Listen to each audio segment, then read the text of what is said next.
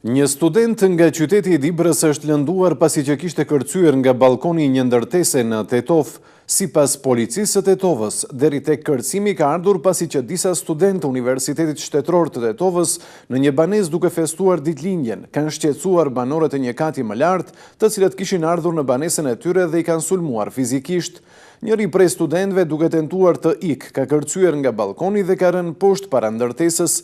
22 vjeçari EK nga qyteti i Dibrës, student në USHT, ka denoncuar në polici se të hënën mbrëma duke festuar ditëlindjen me shokët e tij në një banesë në rrugën e Lindenit, dy persona që jetojnë një kat më lart me forcë kanë hyrë në banesën e tyre dhe i kanë sulmuar fizikisht nga se zhurma i kishte shqetësuar. Sipas 22 vjeçarit, studenti DL po ashtu nga Dibra i friksuar duke ikur ka kërcyer nga balkoni i katit të dytë të banesës dhe ka marrë lëndime të rënda trupore. I njëjti është dërguar në Spitalin Klinik të Tetovës dhe ende mbahet për kurim të mëtejshëm.